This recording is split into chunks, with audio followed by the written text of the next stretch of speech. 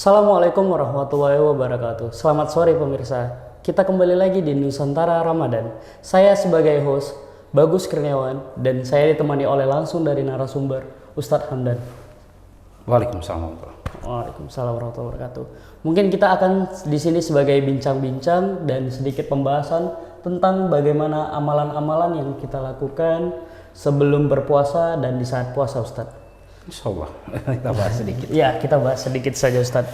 Mungkin ada beberapa pertanyaan yang saya lanturkan kepada Ustadz. Yang pertama itu, Ustadz, amalan apa saja yang dianjurkan untuk dilakukan sebelum memasuki bulan puasa, Ustadz?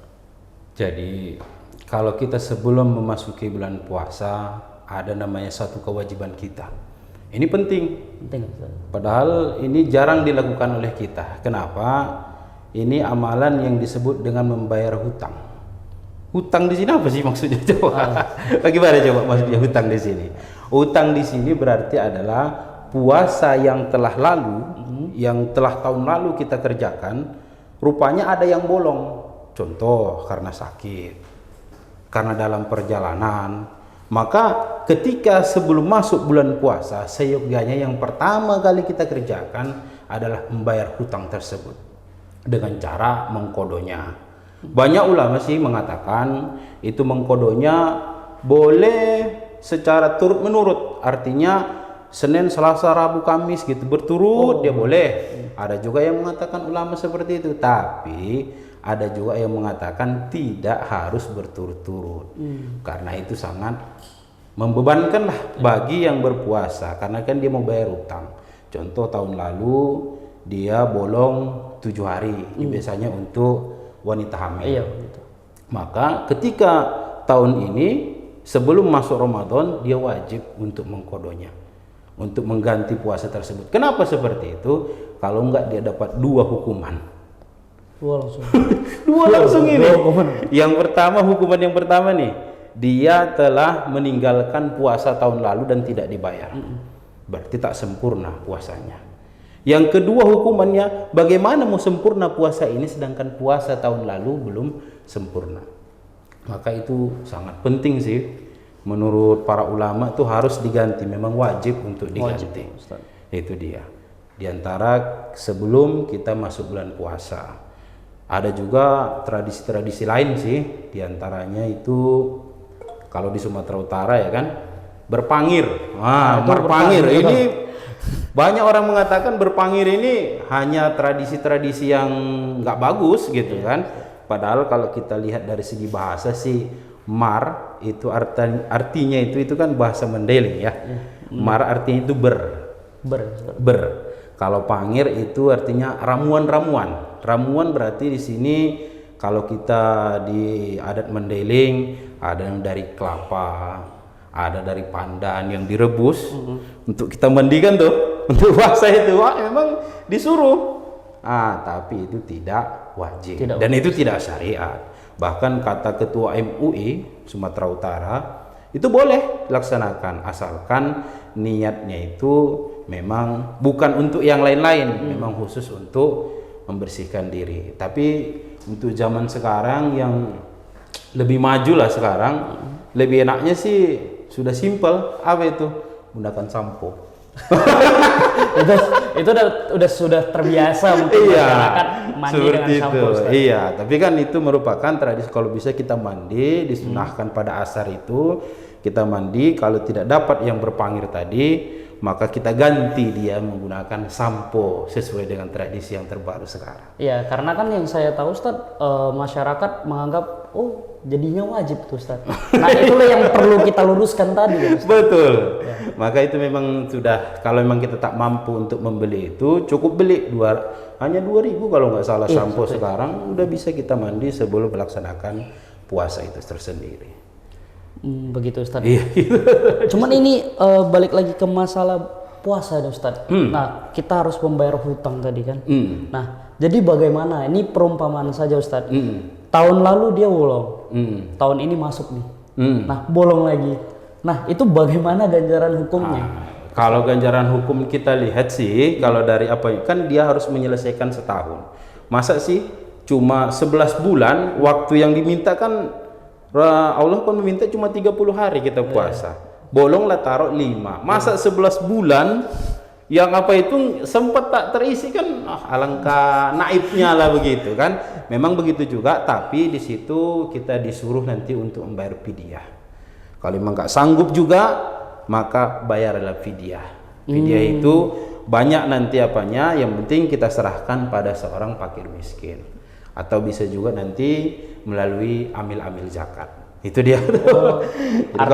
Artinya kita kalau misalnya dengan membayar fidyah tersebut, ya kita harus berpuasa lagi atau tidak, Ustaz? Kalau sudah kita membayar fidyah, maka tidak wajib lagi. Tidak wajib lagi puasa. Ya, oh begitu.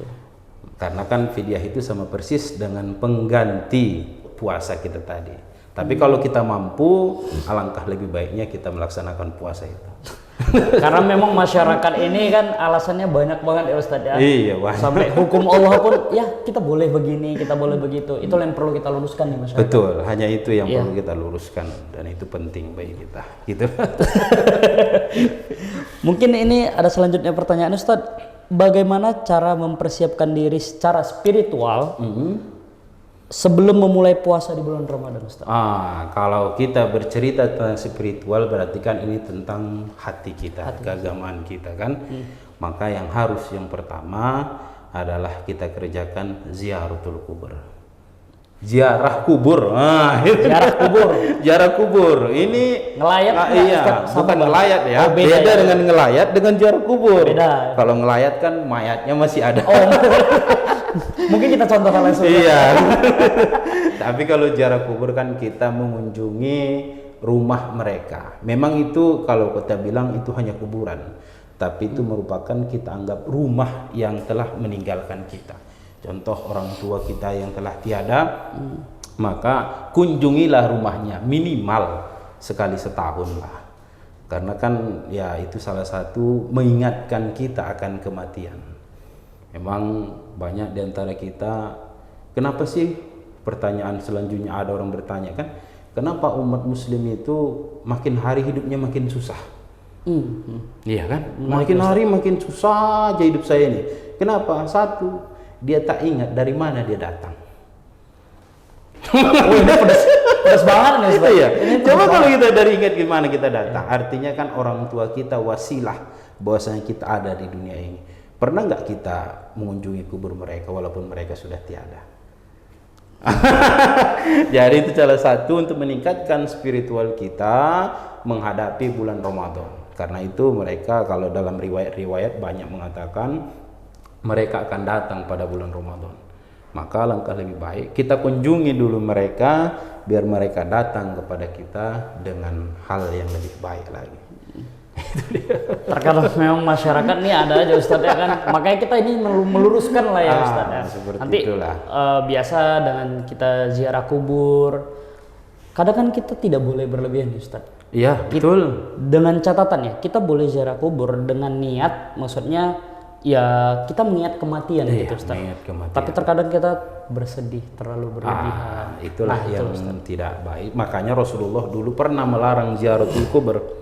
Pernah Rasulullah melarangnya. Karena kenapa? Orang tuh malah berseduh-seduh dengan kematian. Tapi dengan adanya perintah bahwasanya kita boleh untuk ziarah kubur, maka lebih baik karena itu mengingatkan kita. Apapun kehidupan ini pasti kembalinya ya kematian. Begitu, Ustaz ya. Iya. Oke. Kita lanjut pertanyaan berikutnya, Ustaz. Mungkin apa saja doa atau zikir yang baik dibaca sebelum memasuki bulan puasa? Ini sebelum nih, Ustaz. Sebelum ya. Iya, zikir. Kalau sebelum kita bercerita, maka kita akan membahas yang namanya bulan Rajab, bulan Sya'ban, baru Ramadan. Sering para ulama salafi, ulama-ulama yang sekarang mereka sering berdoa, Allahumma barik lana fi Rajab wa Sya'ban wa ballighna Ramadan.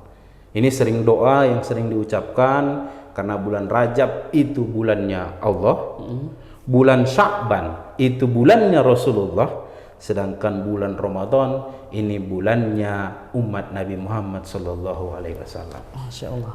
Maka yang pertama itu doa. Ada lagi doa lain yang sering menyebutkan, Allahumma innaka afuwun karim tuhibbul afwa fa'fu anna ya karim. Ini sering nih. Oh, sering banget. Iya, bahkan dalam tarawih itu harus memang, karena itu merupakan doa yang sering dilantunkan Rasulullah pada bulan Ramadan. Begitu Ustaz ya. Cuman itu doanya udah memang sering, biasanya kalau di tarawih itu yang Di tarawih, terakhir saya dengar itu iya. yang fa'fu anna itu. Iya. Sering saya dengar terakhir itu. Itu memang harus, makanya sebelum puasa itu yang pertama, Allahumma barik lana fi Rajab wa Sya'ban wa ballighna Ramadan. Itu dia. Tapi ini menarik nih Ustaz. Mungkin kita agak lari dari pertanyaan. Bulan yang pertama tadi adalah bulan Rajab. Bulan Rajab. Bulan Rajab bulannya Allah, bulan Sya'ban adalah Bulannya Rasulullah. Allah, dan Bulan Ramadan bulannya umat Nabi Muhammad. Nabi Muhammad. Tapi ini berdekatan loh Ustaz ya. Berdekatan, dan yang paling sering dilupakan itu bulan Sya'ban. Iya, benar. Sering dilupakan. Kita seingat kita sebagai masyarakat awam mungkin Ustaz. Rajab itu bulannya Allah gitu. Padahal ini bulan Rajab ini merupakan bulannya Rasulullah. Kenapa? Karena pada bulan ini Allah, malaikat bersolawat. Innallaha wa malaikatahu yusholluna 'alan nabi. Ya kan? Itu turunnya pada bulan Sya'ban. Maka disebutkan Sya'ban merupakan bulannya Rasulullah sallallahu alaihi wasallam. Oh, begitu Ustaz ya. Bertambah kita semakin banyak membaca, insya Allah semakin banyak kita mengerti. Menarik Ustaz, karena 3 bulan ini dekatan loh Ustaz. Berdekatan. Dan Ustaz bilang bulannya Allah, bulannya Rasulullah, dan bulannya umatnya Rasulullah. Betul. Berarti kan ada amal-amal baik yang di bulan itu ya. Banyak amalan yang sangat di situ. Oke, mungkin kita selanjutnya pertanyaannya adalah Ustaz, amalan apa yang wajib dilakukan pada malam sebelum berpuasa? Nisfu Sya'ban Ustaz. Oh, nisfu Sya'ban. Wah, kalau nisfu Sya'ban ini kan dia pertengahan. Nisfu Sya'ban berarti nisfun artinya setengah, Sya'ban itu bulan. Jadi pertengahan bulan Sya'ban. Kalau dalam cerita di dalam literatur Islam ada yang mengatakan nisfu Sya'ban ini adalah perpindahan kiblat dari Baitul Maqdis ke Makkah Al-Mukarramah. Qad nara taqalluba wajhika fis sama' falanwalliyannaka qiblatan tardaha. Fawalli wajhaka satral Masjidil Haram ilal Masjidil Aqsa. Jadi seperti itu. Ya, makanya banyak keistimewaan di bulan kalau kita bercerita tentang nisfu Sya'ban. Nisfu Sya'ban ini berarti malaikat dan Allah bersolawat, perpindahan kiblat juga itu dari yang sebelumnya Palestina sekarang ke Mekah Al-Mukarramah. Apa ke amalan yang disunnahkan? Kalau diwajibkan sih tak ada. Enggak ada Ustaz. Enggak ada diwajibkan, tapi hanya disunnahkan, yaitu satu, pada malamnya itu kita disunnahkan untuk membaca Yasin 3 kali. Yang kedua, pada harinya itu kita disunnahkan untuk berpuasa. Kalau wajibnya menurut literatur dan kitab-kitab klasik itu sih belum ada. Belum ada saya temukan lah ya.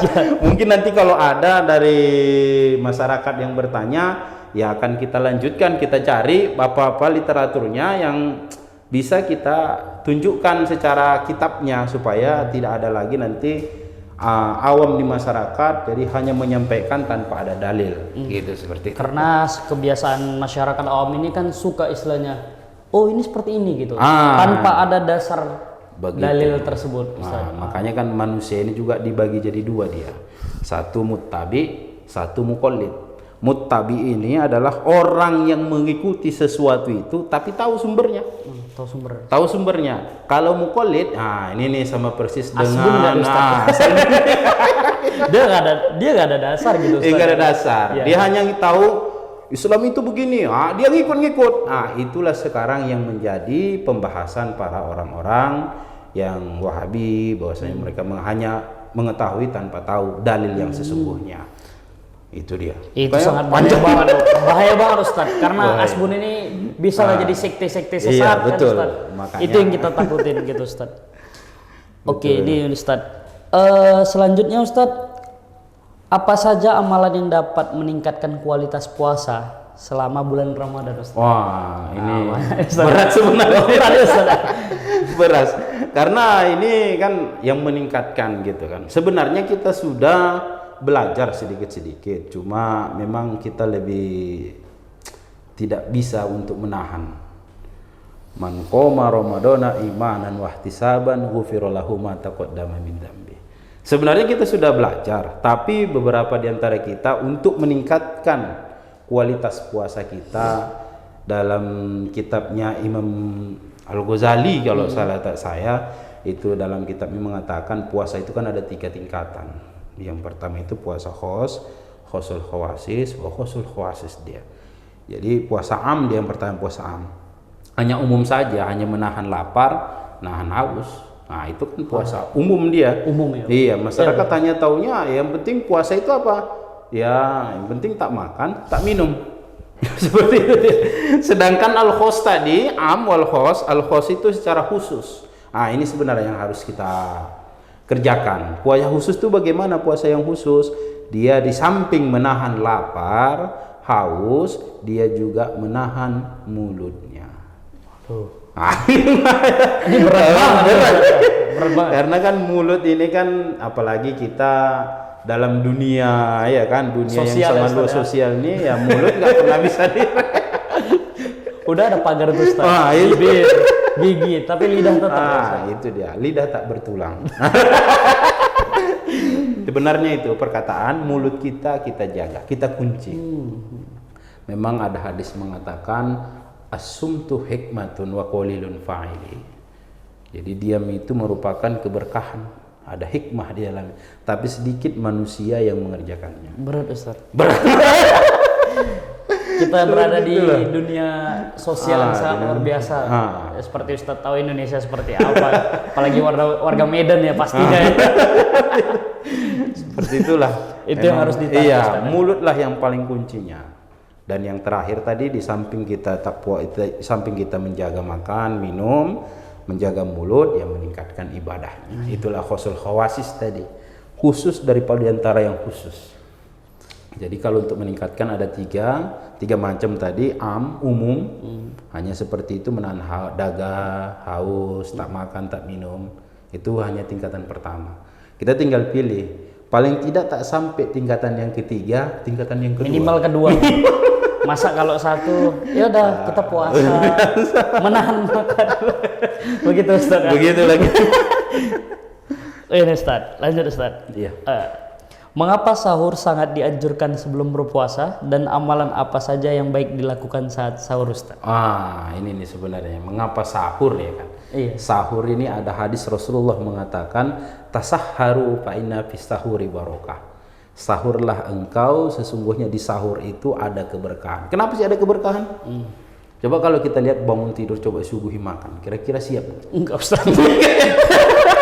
Mungkin kan kalau misalnya pemirsa sekalian nanti bisa dibangun, ayo bangun gitu kan. Sehebat apapun dia nasinya, lauknya sekeren apapun, tetap itulah cara Allah mengajari kita supaya kita mau berbagi kepada orang lain. Waduh, merinding nih saya, Ustaz. Merinding nih. Ya seperti itu kan, karena berat kita ini. Padahal ada yang lebih berat daripada itu. Maka bersahurlah. Sahur itu ada berkah. Tapi ada cara sekarang, kemarin saya baca buku, cara paling efektif nih supaya tidak lapar kali, tidak haus kali. Dia kalau bisa ambillah kurma itu, kurma 3 biji itu kan, belah-belah, taruh di air minum di gelas, jadi taruh di situ. Contohnya kalau untuk buka puasa nih, maka kita buat pas waktu sahur. Kalau untuk sahur, maka kita buat ketika berbuka puasa. Itu amat efektif. Wah, sudah banyak ulama mengatakan itu. Ngaruh banget itu, Ustaz. Ngaruh terhadap diri kita, imun kita pun menjadi kuat. Maka sahur ya lebih bagus ditambahi seperti itu supaya lebih keberkahannya lebih dapat. Nanti boleh saya coba, Ustaz. Karena banyak banget, Ustaz. Iya, karena saya sudah mencoba. Alhamdulillah sudah 2 tahun lah. Bahkan kemarin puasa nisfu Sa'ban saya coba juga seperti itu. Alhamdulillah rasa lapar, dahaga itu enggak ada. Iya, Ustaz. Cuman balik lagi, pemirsa, dengan mulut dikunci itu yang sangat sulit. Itu lebih besar. Oke, kita lanjut, Ustaz. Selain menahan diri dari makan dan minum, amalan apa lagi yang perlu diperhatikan selama puasa, Ustaz? Ini biasa sih. Kalau amalan selain menahan makan, minum, tadi kan jaga mulut tuh. Ya kan, jaga mulut ya. Ada juga amalan, apa itu? Memang susah. Ini susah. Apa amalannya itu? Meninggalkan yang namanya berbohong. Waduh. Ini nih. Karena ada dalam satu cerita dia. Ini cerita nih, cerita sahabat, ada satu orang yang mau masuk Islam. Wahai Rasulullah, saya pengen masuk Islam katanya. Ya mudah. Apa syaratnya ya Rasulullah katanya? Apa kata Rasulullah? Tinggalkan yang namanya berbohong. Berat Ustaz. Nah, ini sebenarnya ini kuncinya. Kenapa? Dia ini ahli maksiat. Tapi apa kata Rasulullah? Kau harus tinggalkan yang namanya berbohong. Terakhir apa yang terjadi? Dia berpikir, in kadzabtu katanya. Kalau seandainya saya mencuri nih, in kadzabtu kan, dan saya berbohong, apa? Maka kan saya telah melanggar janji saya. Tapi kalau saya jujur, saya kan dapat hukuman. Maka dengan itu tadi, maka tinggalkanlah berbohong untuk menambah namanya keimanan kita, sedang menambah manfaat sahur, menambah manfaat puasa ini, supaya lebih tinggi lagi amal ibadahnya lain semuanya. Balik lagi, mulut dijaga. Ya. Seperti itu. Karena itu memang di dalam bulan Ramadan pasti namanya apa bahasanya Ustaz? Gibah ya Ustaz? Gibah. Memang sih katanya kan. Memang jin, setan itu diikat. Tapi kan hawa nafsu kita nggak bisa kita kendalikan. Maka memang ya apapun yang terjadi cobalah dalam puasa tahun ini kunci dulu lah. Udah. Lebih banyak berdiam aja ya Ustaz. Berdiam diri aja lah. Nanti kita coba Ustaz. Oke. Lanjut Ustaz. Mungkin nih pertanyaan selanjutnya, apa saja amalan sunnah yang bisa dilakukan selama bulan puasa untuk mendapatkan pahala yang lebih besar? Kalau amalan sunnah sebenarnya simple dan itu bisa dikerjakan sebelum sahur. Apa itu? Sholat tahajud. Coba kita tanya diri kita, berapa lama kita tak sholat tahajud? Istighfar. Iya kan? Maka solusinya silahkan sebelum kita sahur, kita sholat tahajud dulu, kan hanya paling 5 menit. Bangun jam 4, ambil wudhu, sholat tahajud, gosok gigi, insya Allah itu lebih fresh untuk sahur nanti. Seperti itu. Banyak amal sunnah itu. Itu udah paling simpel banget ya Ustaz. Paling tahajud simpel, ya. Tahajud. Paling simpel, paling sulit kayaknya. Oke, lanjut Ustaz. Bagaimana cara menjaga kualitas ibadah sholat dan membaca Al-Quran selama bulan puasa Ustaz? Kalau kita dalam seperti itu, maka tanamkan dalam diri kita one day one juz. Oke. Saya sering dengar nih Ustaz. Satu hari itu 1 juz. Sebenarnya mudah. Paling Al-Quran itu 10 halaman. Iya, 1 juz. 10 halaman. Seandainya habis subuh 2 halaman, zuhur 2 halaman, asar 2 halaman, maghrib 2 halaman, isya 2, one day one juz. Simpel kan? Yaudah, ini kita buat hari ini, dah. Abis itu hari keduanya, aduh ngantuk banget. Jangan kan baca Al-Quran Ustaz. Sholat nih digoyang. Memang seperti itu. Kenapa? Karena hawa nafsu kita itu lebih dominan terhadap diri kita. Tapi kalau kita mulai, saya mencoba, alhamdulillah bisa juga lah. Memang nggak one day one juz, tapi alhamdulillah ada juga lah one week one juz. 1 week ya Ustaz ya? Itu kalau hari biasa. Tapi kalau dalam puasa ini, karena kan semua kegiatan itu berkurang. Contoh, mulai dari kerja orang di pabrik itu kan berkurang, akan bertambah hari pada jam kosongnya, jam istirahatnya kan bertambah. PNS, semuanya kan berkurang, dikurangi jam kerjanya. Maka apa sih yang salah? Kenapa kita tak gunakan waktu itu untuk one day one juz, 1 hari? Udah minimal banget lah ya Ustaz. Udah minimal. Bahkan kalau ulama-ulama itu mau 1 bulan itu 3 kali, 4 kali. Kita kenapa tak bisa? One day one juz. Kalau memang tak bisa lagi, ya minimal dalam 30 hari itu kita ikut tadarus. Itu udah minimal kali. Udah minimal kali kan. Tapi biasanya lari itu Ustaz. Karena biasanya ada di situ buka puasa bersama. Ya kan? Hilang dia itu maghrib, bahkan ya nauzubillah summa nauzubillah, buka puasa itu jangan sempat adanya buka puasa bersama meninggalkan sholat maghrib. Iya. Tuh diingat ya para pemirsa ya. Oke. Mungkin ini yang terakhir Ustadz. apa yang harus kita lakukan setelah berbuka puasa untuk mendapatkan manfaat maksimal dari puasa? Ini pertanyaan terakhir Ustaz. Terakhir ya. Setelah berbuka tadi ya. Iya, setelah berbuka biar maksimal dari puasa. Benarnya untuk berbuka itu lebih bagus kita menggunakan yang manis. Tapi yang selanjutnya apa yang kita lakukan gitu kan? Yang kita lakukan kalau bisa sebelum berbuka itu kita bersedekah. Kenapa orang yang bersedekah itu pahalanya persis seperti apa yang didapatkan oleh yang berpuasa. Tapi perlu saya ingatkan, ada di sini biasanya doa nih yang kita bahas ya kan. Doa kan ketika berbuka bagaimana duluan? Minum dulu apa doa dulu? Minum dulu. Minum dulu. Bukan doa dulu. Ucap bismillah dulu. Bismillah. Minum, baru kita baca doa. Baru kita baca baru. Ini yang terbagus. Kenapa? Karena dia mengatakan Allahumma laka sumtu, ya kan? Allahumma laka sumtu. Sumtu itu kan fi'il madi. Yang fi'il madi kan berarti yang sudah dikerjakan. Yang sudah dikerjakan. Maka Allahumma laka sumtu wa bika amantu. Seperti itulah. Maka yang baik adalah kita minum dulu sedikit. Bismillah kita minum, barulah kita berdoa. Ini bagus.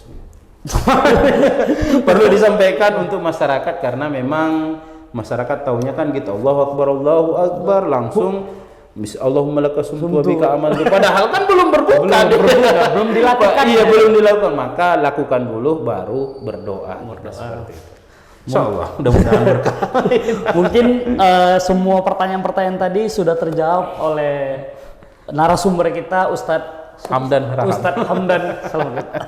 Terima kasih banyak. Sama-sama. Semoga ilmunya bisa masuk ke dalam diri kita dan kita aplikasikan dalam kehidupan sehari-hari. Kita undur diri. Assalamualaikum warahmatullahi wabarakatuh.